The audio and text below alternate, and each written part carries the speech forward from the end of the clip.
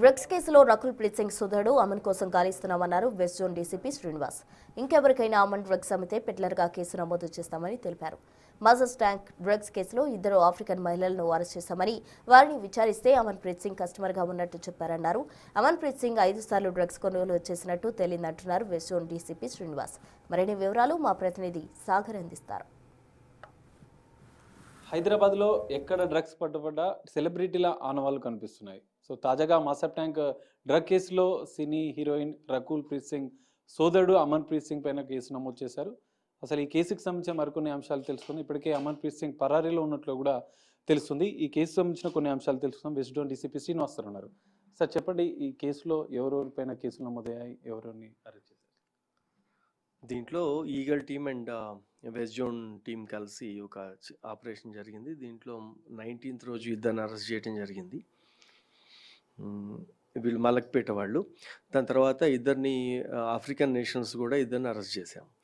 ఇప్పటి వరకు దీంట్లో 42 grams cocaine and 11 grams MDMF పట్టుకోవడం జరిగింది.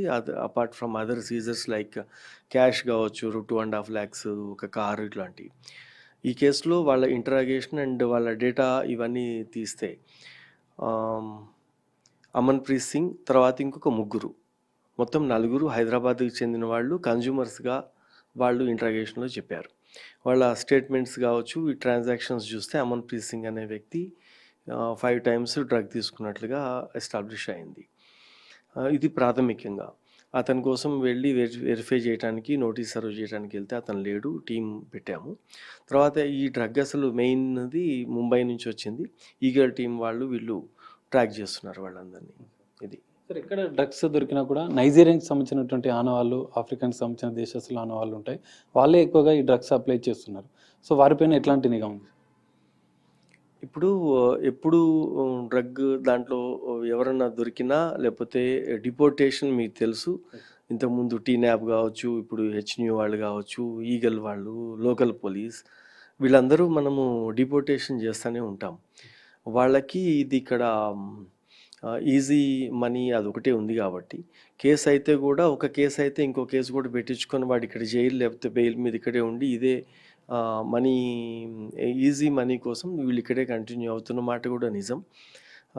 బట్ మనకున్న కన్స్టెంట్స్ ఏమంటే పోలీస్ పరంగా మిగతా అంతా బ్యూరో ఆఫ్ ఇమిగ్రేషన్ చూసుకుంటుంది.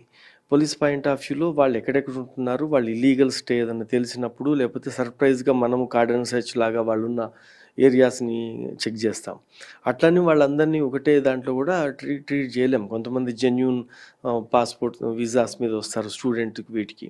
ఎవరైతే ఈ క్రైమ్ రిలేటెడ్ పీపుల్ మీద నిఘా తప్పకుండా అందరి అన్ని వింగ్స్ నుంచి కూడా కొనసాగుతూ ఉంటుంది. ట్రాక్ చేస్తుంటాం, డిపోర్టేషన్ చేస్తుంటాం. అది సార్, ఈ కేసులో మొత్తం ఎంతమందిని అరెస్ట్ చేశారు? 2 వ్యాపారులకు సంబంధించినటువంటి పాత్ర కూడా ఉన్నట్లు తెలుస్తుంది.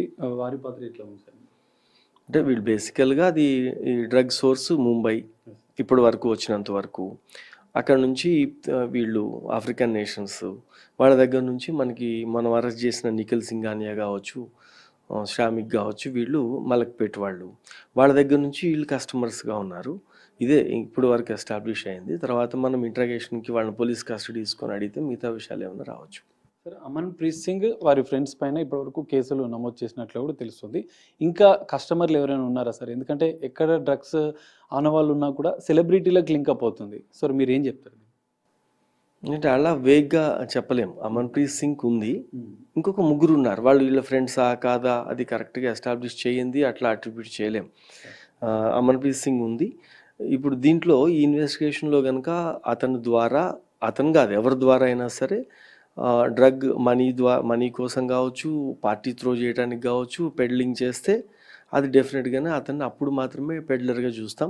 ఇప్పుడు వరకు సెకండ్ టైం ఇతని పేరు వచ్చింది. రెండోసారి అక్యూజ్డ్గా ఉండబోతున్నాడు. దాని మీద సీరియస్గానే under the purview of law ఏమేమి చేయొచ్చు అనేది దాని ప్రకారంగా చేస్తాము. బట్ పెడ్లర్గా ఇంకా ఇంతవరకు అయితే ఎస్టాబ్లిష్ కాలేదు. డ్రగ్స్ కస్టమర్ల పైన కూడా కేసులు నమోదు చేస్తున్నారు.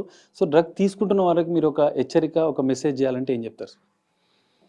ఇప్పుడు ఇది ఒక పోలీసు హెచ్చరికతోనే ఆగుతుందని నేను అనుకోను.